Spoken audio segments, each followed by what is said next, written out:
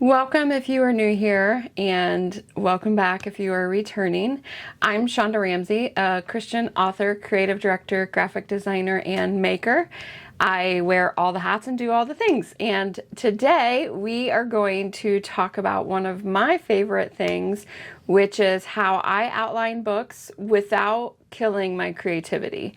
One thing that I learned over the years is it's okay to have an outline.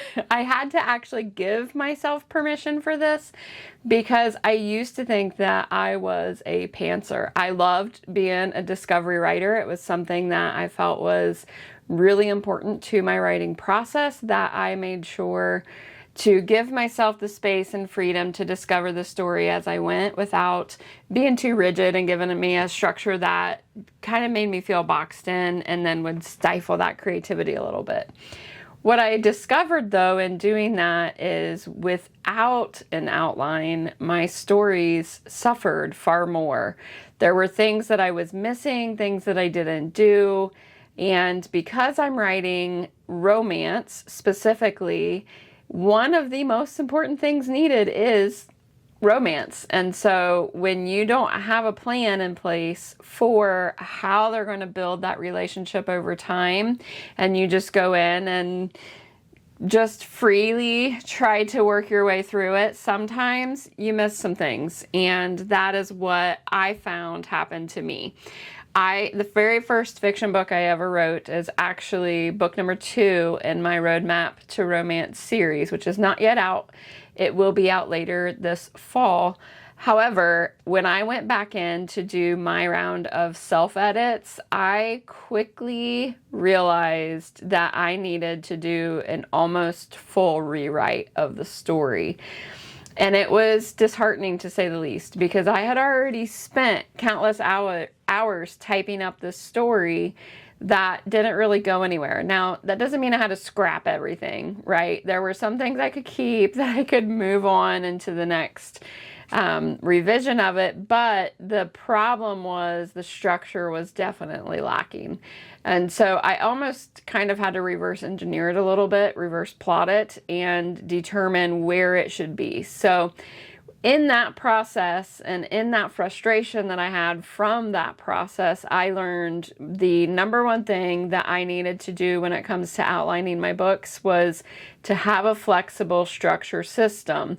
If there is some reason that I don't do an outline and I just dive into a book because the words are just flowing, I mean, that has happened, right? So if I do that, then I need a system that I can quickly put into place that is flexible and easy to do on the back end. And I think that that's really the key here, because some of what I was doing was a little more rigid, and so there wasn't that flexibility that I needed. Now, one thing that I do follow a lot is Romancing the Beat. I've talked about it in previous videos before. It is a book that's out there and available. And the way that they had us do it is kind of like a loose way that I do mine. So I've enhanced it slightly just to fit my writing style and how I set up my books. And I would recommend that once you do find something like that that someone else has put together, if it's not fully working for you, don't be afraid to put your own spin on it and do your own additions to make the system unique for you, because at the end of the day, you're the author, you're the one who's writing this. And so it has to work with you and with the way you do things long term in order for it to actually work. If you are continually using systems that you've tried and they're just failing time after time, that just means you haven't found your right system. And so sometimes creating a flexible one that works with you instead of against you is really the key to doing it. The way that I set this up in the beginning was I created a Word document that had kind of like questions I would ask myself for each chapter. So I knew what beats I needed to hit for each chapter and each point of the story in order for it to go forward, but I needed a little more than that. So I created kind of like a questionnaire that is my guideline on how I follow things. And I I start off every chapter the same and I end every chapter kind of the same. Not saying that they say the same things, just the structure behind it is the same consistently from chapter to chapter. And this just helps my books be similar throughout the whole series, especially because you want that. You don't want there to really be a bunch of surprises. And so I try to keep it as structured as possible. This also makes sure that I'm hitting all the points that I need to hit, not just in the genre, so not just the romance, but also my external plots. And sometimes I have multiple external plot points that are coming in and wreaking havoc and changing things, right? Because we need to have that give and pull. So that's how I do it. I do it within that questionnaire. I ask myself questions each chapter, and as I am typing up the answers, that becomes kind of like my first loose outline for the book. And then from there, I kind of tighten it up more. Now, if that seems too structured for you, then I would recommend do the brain dump method. I know a lot of people who do this. I actually do it when I'm working on things in the pipeline. So if I have a thought for a book, I start with the brain dump method. And that usually looks like opening up the notes app on my phone and literally brain dumping everything that comes to mind because I don't want to forget it. There's usually not any structure in that. It's just a true brain dump where I go in and just type everything up. Sometimes I do it in like a check. You can do the to-do checklist. So that way I make sure that when I do it, I can cross it off. But sometimes I even forget to do that. And so it's just like a paragraph or a sentence that I put in there. So it really just depends on you and what works for you. For some people, the brain dump method is really all they need to do their structure and outline because it hits all the high points, right? So if you're someone who is a discovery writer, then the brain dump method might be just enough for you to kind of get a feel for how your book should go before you sit down to write it. And if you're someone who likes structure, then the brain dump method should be probably your first step before you do anything, just to kind of flesh out any ideas that you have, get everything out before you sit down and actually work on your structure. Because once you start working on your structure, you're going to want it to be more organized if you're that kind of person.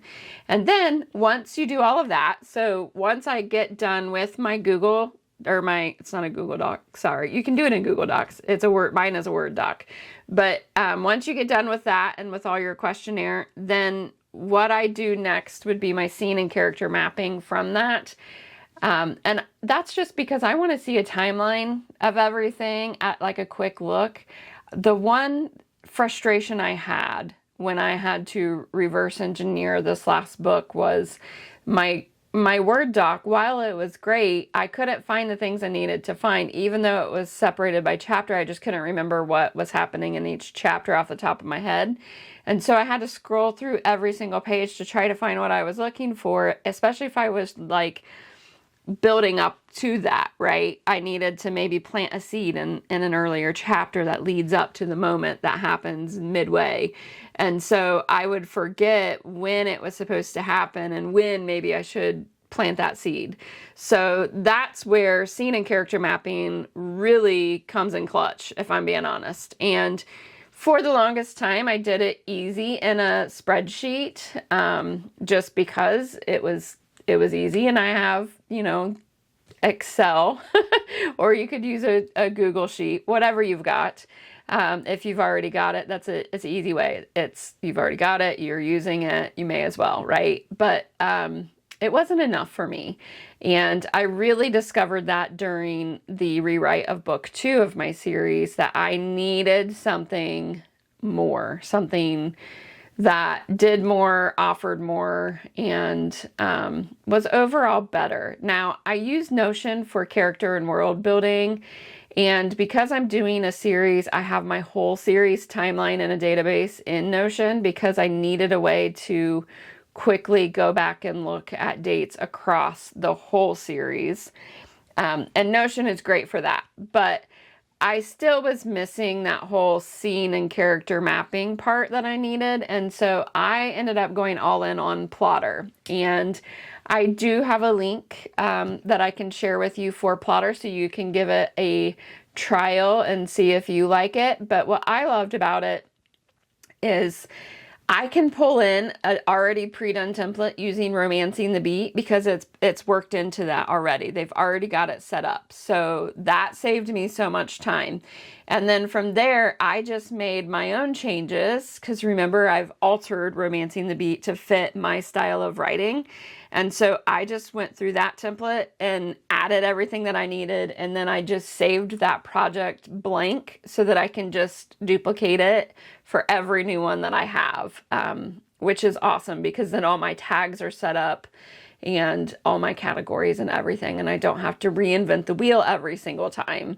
So that just makes things so much easier for me. And then I also like that you can do different timelines based on your characters. So for me, obviously I have two main characters. I have the male main character and the female main character, and so I want to follow them closely, and I like that I can color code them so that I can see, you know, who's who and what they're saying.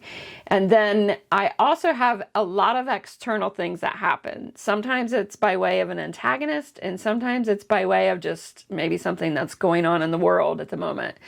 And so I have different lines for those as well so that I can see when they show up and kind of challenge my characters. And that gives me visually the insight to know if I'm missing something. So like if I'm challenging them pretty heavily in like the first 3 chapters, but then it's like nothing for the next 6, then I might want to shift some things around, maybe move some things around. And so Plotter gives me the chance and the freedom to do that, which is really nice. Now, if you don't have Plotter or you don't plan on getting Plotter, you can do kind of the same in an Excel spreadsheet. It's how I did it. So my Plotter is set up very closely to how I did my spreadsheet. It's just more robust than the spreadsheet is.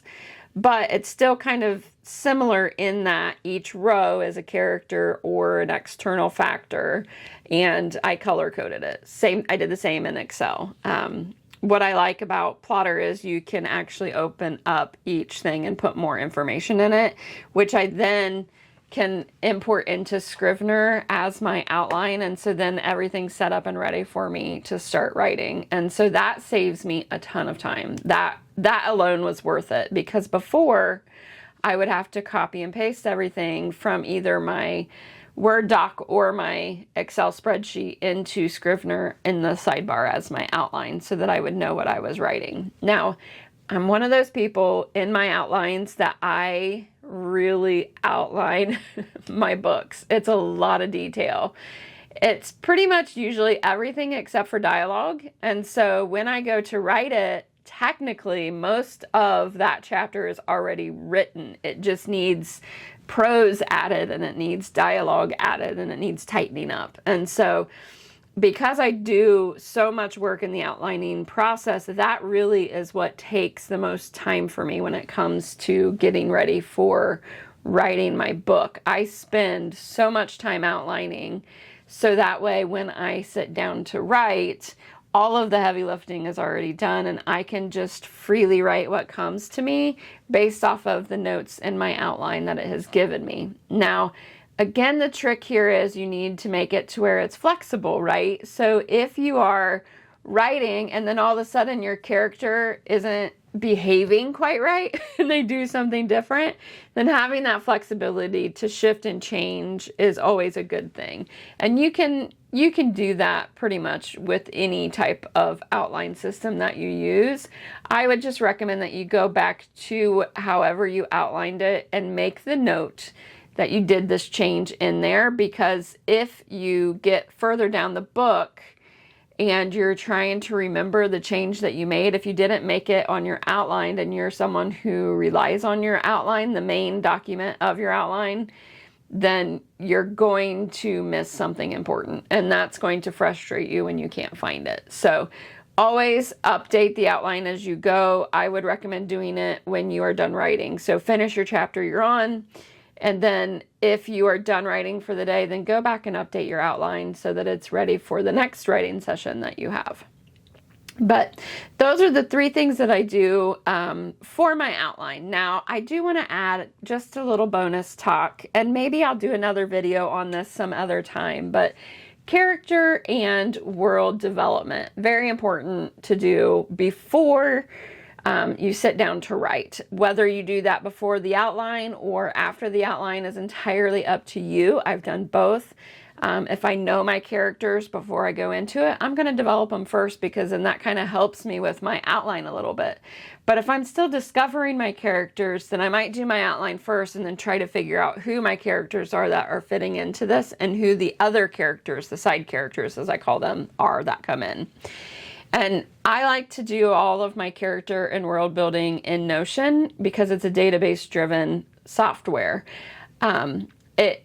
It's a good place to keep everything together, but Plotter also offers this. So what I like about Plotter's version of it is you can connect it to every single book they show up in. And so if you're doing a series like I am, it's all connected really nicely, and it's a little bit easier to connect than what Notion is. Notion's a little harder to do that. There's a lot more that you have to do to build within that database in order to see it. And currently I have my whole series in both places, just because I like, when I go to Notion, I can see all of my characters in one database. I have all their pictures in there. And so like if I just want to flip through and see what someone looks like real quick, I can do it quicker in Notion probably than I can in Plotter, because the pictures are slightly different in Plotter. It's like you can do, I think, one headshot. And I often will upload 4 different images or more into Notion so that I can see things like their body composition or the hair and eye color, especially if I'm kind of like making this up and it's not modeled after one specific person. If it's like components from multiple people, then I'm going to need all those pictures to pull from. So that's how I do it, and I really do enjoy having the database in Notion for it. I also do places that I'm coming up with. So a lot of the places that I write about in the Roadmap to Romance series are likely someplace I have actually been, maybe on vacation, or it's someplace that I'm completely making up. Now, if it's someplace I've been, I change the name and I change something else about it. So it might have the atmosphere of the place that I've been. Maybe it might have a dish or two that I've gotten from there. But for the most part, in my series, I have completely changed the name and what it is or where it's at. And that's just because that's part of the fun, right? You get to build your world as you go. So I think it's important to remember where you're driving your inspiration from so that you can change it. So for instance, I'll give you an example of how I do something like that, just because it's a little bonus, right? So one of our favorite fast food restaurants here in Ohio is called Cane's. It's like a chicken place. And I was thinking about how easy it is to just go in there and get what you want and sit down and have, food pretty quickly, but you don't have a whole lot of choices. When you go in, you're pretty much committed to only being able to order one thing. So I modeled a restaurant after that in book 2 that I called the Saucy Spud, and it's kind of like nachos, but not. It's French fries with things that you can put on top of it. It's a Saucy Spud bowl is what you get there. So I got the idea from one of the restaurants, I've been to, but then I just kind of altered it to be something unique within my book. I don't know if there's anything like that exists, but it sounded good. And so that's what I created. So things like that, but just keeping track of it is important. So then that way too, if you're doing something like a series and you want it to be, like say it's a chain, right? If it's a chain restaurant and you want it to be in another book on down the road, then you don't have to reinvent the wheel or try to remember what you did. If it's in your Notion database, you've got it right there. You can just scroll through and look and see. And then you already know too, like how you have set it up on the first time, because you likely have that information in your database. You should have that information in your database. But all of that helps keep you on target and doesn't kill your creativity. So for me, what kills my creativity is if I sit down and I don't have any of this structure And then I'm like, I have to come up with a new restaurant. What is the restaurant? And then it's like, well, what are they going to eat? And then it's, well, how many people are there? Is it a fancy place? So then you're going through that whole motion of trying to create something out of thin air. And there's too many questions for me that I have to ask in order for it to make sense in the story. And that will kill my creativity quicker than anything, because I get so hyper fixated on building this restaurant than I do on writing the story. So making sure I have an outline, that I've done my world building and my character building prior to sitting down and writing, all of those things really help me to just sit down and write through everything. It also gives me extra time. So if I want to spend an hour trying to figure out one restaurant, then I know that that's part of my outlining time. And so you just kind of plan accordingly. It's like budgeting your time for, the creation of your book. And anything you can do to create it before you sit down to write it is only going to help your writing be much stronger, because when you actually sit down to write, you've got to think of the things like prose and making sure you're hitting all the senses and making sure that all of your external plots are happening, as well as all of the really important details. And when you're doing a series that has Easter eggs like me, then you also have to spend extra time making sure you're dropping those Easter eggs as you go. So it's a lot to try to remember, but you can simplify everything by working on an outlining system for you that works with you and helps you in the long run. So hopefully this has been helpful for you. I would love to hear how you outline, and if you don't outline, let me know that too, because I always love talking to people who don't do the outlining process and are discovery writers, because I think it's really fascinating for people who can just sit down and just get it out. I am not one of those people. I wish that I was. I tried it, but it's just not for me. So just let me know. I'd love to hear from you. All right, guys, until next time.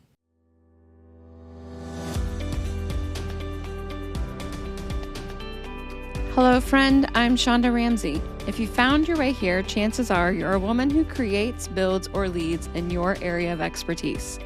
Perhaps you may even be all three. And if you're looking for a space where faith, creativity, and business belong together, you are in the right place. I write and publish both nonfiction and clean romance books. I run a creative direction and brand strategy business, and I make handcrafted goods through my brand, Oh So Shonda.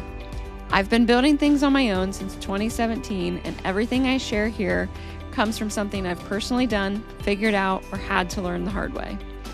On this channel, you'll find honest conversations about the writing life, brand strategy, and creative entrepreneurship, and the faith that guides us.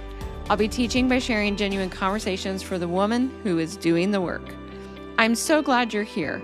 Subscribe so you don't miss anything, and let's build something worth building.